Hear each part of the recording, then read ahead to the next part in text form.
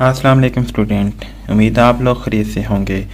इससे पहले हम एक्सरसाइज 6.7 के 6 क्वेश्चन सॉल्व कर चुके हैं। आज हम क्वेश्चन नंबर 7 सॉल्व करेंगे और क्वेश्चन नंबर 7 में जो भी हमारे पास डेफिनेशन यूज़ होनी थी, जो भी हमारे पास इसमें थ्योरम की कंडीशन यूज़ होनी थी, जो भी हमारे पास टॉपिक यूज़ होना चाहिए था, वो हम लास्ट 2 लेक्चर में डिस्कस कर चुके हैं।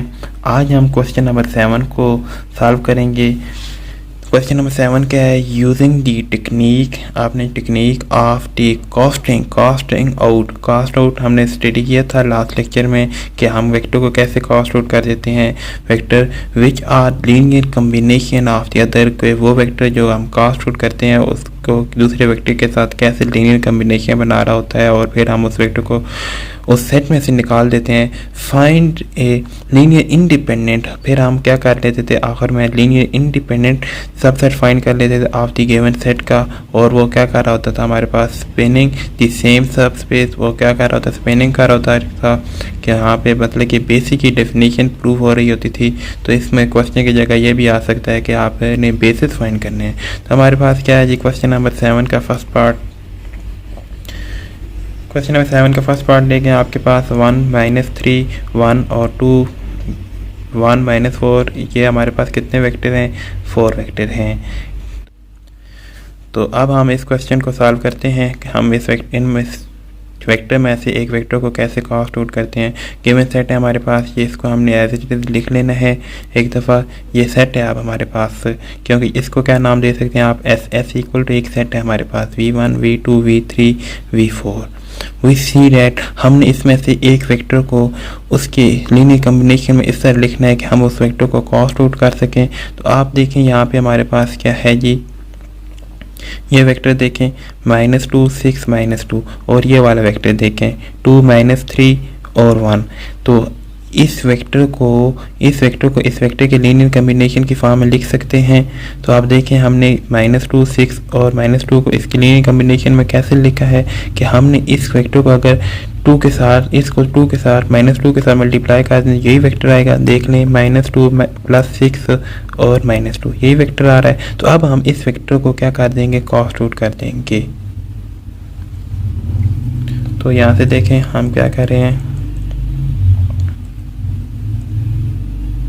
तो अब हमने क्या किया है, वी कास्ट आउट -2 6 इस वेक्टर को तो उसके बाद हमने ऑब्टेन एक और सबसेट निकाला है। वो क्या है, इस वेक्टर के निकाल देंगे तो बाकी जो सेट बचेगा वो क्या होगा, हमारे पास उसका सबसेट ही होगा। तो अब यहाँ से अब हम देखेंगे कोई और वेक्टर है जिसको हम कास्ट आउट कर सकें। तो यहाँ से हमें ऐसा कोई वेक्टर नहीं नज़र आ रहा है जिसे हम कास्ट आउट कर सकें। तो अब हमने एक और थ्योरम की स्टेटमेंट पढ़ी हुई थी कि हम एक वेक्टर को उसके लीनियर कम्बिनेशन की फॉर्म में लिख सकते हैं। उसके जो रिमेनिंग वेक्टर होते हैं, हम एक वेक्टर को उसके लीनियर कम्बिनेशन की फॉर्म में लिख सकते हैं रिमेनिंग वेक्टर के। बात क्या है कि एक वेक्टर को लीनियर कम्बिनेशन की फॉर्म में लिख सकते हैं जो उसमें रिमेनिंग वेक्टर होते हैं। तो अब हमने इस वेक्टर को उसके लीनियर कम्बिनेशन की फॉर्म में लिखा है। तो अब हमने क्या चीज़ प्रूव करनी है कि ये क्या लीनियरली इंडिपेंडेंट करना चाहिए और जनरेट करना चाहिए। जनरेट का क्या मतलब होगा कि हमारे पास हर ABC क्या होना चाहिए, हमारे पास AB है हमारे पास, क्योंकि अब हमारे पास इधर क्या है, 2 लीनियर इंडिपेंडेंट या डिपेंडेंट कोफिशिएंट होंगे, या इंडिपेंडेंट हो सकते हैं या इंडिपेंडेंट हो सकते हैं, तो 2 ही हैं। तो यहाँ से अब हम इनको मैट्रिसेस की फॉर्म में लिखेंगे। फिर हम चेक करेंगे कि हमारे पास ये जो कोफिशिएंट हैं A और B, ये अगर 0 होते हैं या नहीं होते।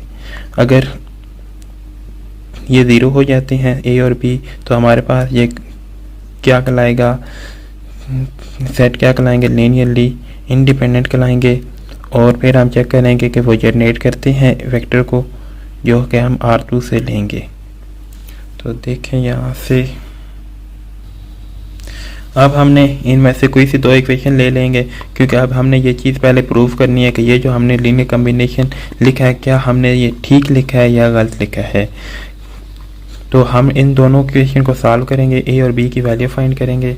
A और B की वैल्यू फाइंड करेंगे। देखें हमने multiply equation 1/2 and add in 3 में कर दिया है। इसको हमने क्या कर दिया है, मल्टीप्लाई इक्वेशन 1 को 2 में के साथ मल्टीप्लाई किया है, multiply equation 1/2 and add equation 3 में कर दिया है, तो ये 4 बन जाएगा। तो यहाँ से 2 और +3 क्या आ जाएंगे हमारे पास, इसमें से हमारे पास 3a आ जाएगा। 3a इक्वल टू हमारे पास क्या आ जाएगा -9 के, तो -a की वैल्यू आज हमारे पास -3 आ जाएगी। अब इस a की वैल्यू किसी भी इक्वेशन में पुट करेंगे तो हमारे पास b की वैल्यू आ जाएगी। b की वैल्यू पे हमारे पास 1 आ गई है और a की वैल्यू -3 आ गई है। अब आप देखें अगर, तो इधर मैं आपको बताता हूँ, a की वैल्यू यहाँ पे पुट कर दिया है, a की वैल्यू क्या थी -3, b की वैल्यू हमने 1 पुट कर दिया है, तो a यहाँ पे आप देखें इसके साथ मल्टीप्लाई होगा -3 और 2 इसके साथ मल्टीप्लाई होगा तो 2 आएगा। -3 और +2 क्या आंसर आता है 1, तो -1, तो यहाँ से देख लें -1 आ रहा है। फिर हमारे पास a इसके साथ मल्टीप्लाई होगा +6 मल्टीप्लाई बाय ये क्या आ जाएगा 3 और 3 +9 आ जाएगा, 9 + 1 करेंगे 10 आ जाएगा। देख लें इसको, इस फॉर्म में 10 आ रहा है। और फिर -3 और -4 क्या आएगा हमारे पास -7, तो मतलब कि ये जो वेक्टर हमने लिखा था लीनियर कम्बिनेशन की फॉर्म में, ये हमने ठीक लिखा था। हेंस ये वेक्टर जो है हम इस लीनियर कम्बिनेशन ऑफ इन दो वेक्टर के है। वही कॉस्ट आउट, इस वेक्टर को अब हम क्या करेंगे कॉस्ट आउट कर देंगे। अगर हम इसको लीनियर कम्बिनेशन की फॉर्म में लिख लें, ठीक है, तो हम क्या करें इस वेक्टर को दोबारा कॉस्ट आउट कर देंगे। पहले क्या था, एक और फॉर्म थी कि उसमें प्रीसीडिंग था कि एक वेक्टर को हमने उसके एक ही कोफिशिएंट के साथ मल्टीप्लाई करें। अगर हम दोबारा अब 2 वेक्टर आ गए हैं, ठीक है, 2 वेक्टर के लीनियर कम्बिनेशन में लिखा है, मगर हमने लिख लिया है तो ये भी क्या है वेक्टर फिर लीनियरली डिपेंडेंट है वेक्टर, ठीक है, ये वेक्टर क्या हमारे पास लीनियरली डिपेंडेंट है। अब रिमेनिंग ये 2 जो वेक्टर आ गए हैं इनको अब हम चेक करेंगे कि इनमें क्या सूरत हाल है कि ये लीनियरली डिपेंडेंट हो रहे हैं या नहीं हो रहे, कि हमें स्पेनिंग सेट गिवन होगा या नहीं होगा। वही कॉस्ट रूट, अब इस वेक्टर को हमने कॉस्ट रूट कर दिया और ऑब्टेन इस सबसेट, अब ये 2 वेक्टर का सबसेट आ जाएगा इन 2 वेक्टर के। तो अब यहाँ से हमारे पास ये जो 2 वेक्टर हैं इनमें ऐसा कोई भी लीनियर कम्बिनेशन नहीं है। अगर हम ये कहें कि ये 2 1 -4 इसको किसी के साथ मल्टीप्लाई करें तो हमारे पास कोई ये इनमें कोई भी लीनियर कम्बिनेशन नहीं बन रहा, since 2 1 -4 is not a multiple of, इनमें से कोई भी एलिमेंट इसके मल्टीपल नहीं आ रहा। सो ये दोनों सेट और ये वाला भी, इसको भी हम इस तरह लिख सकते हैं, ये पहले इधर लिख लें और ये इधर लिख लें तो बात एक ही है, ठीक है। सेट ये क्या होगा हमारे पास रिक्वायर लीनियर इंडिपेंडेंट सेट होगा which is spanning the same subspace, तो ये क्या करेगा हमारे पास स्पेन भी कर रहा होगा।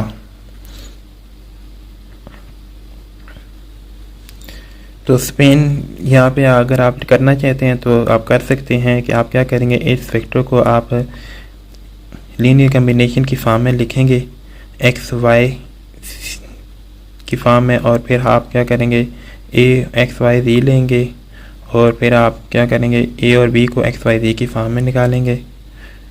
नेक्स्ट हम इसका सेकंड पार्ट प्रूव करते हैं कि हमारे पास एक वेक्टर है A1 sine square cos 2x cos square is the span of all function from R से R में कर रहे हैं, तो हम इस सेट को लिखेंगे पहले सेट की फॉर्म में। तो अब हम क्या करेंगे लीनियर कम्बिनेशन की फॉर्म में इसको लिख सकते हैं cos 2x किसकी इक्वल इस वेक्टर को cos स्केयर मैंने साइन स्केयर, इन 2 वेक्टर के लीनियर कम्बिनेशन में लिखा है तो यहाँ पे 1 आ सकता है, -1 इधर आ सकता है, तो ये वेक्टर क्या हो जाएगा अब हमारे पास कॉस्ट रूट हो जाएगा, क्योंकि ये बाकी वेक्टर के लीनियर कम्बिनेशन के फॉर्म में हमने लिख लिया है। तो अब यहाँ से क्या होगा हमारे पास ये वेक्टर जो है हमारे पास कॉस्ट रूट हो गया,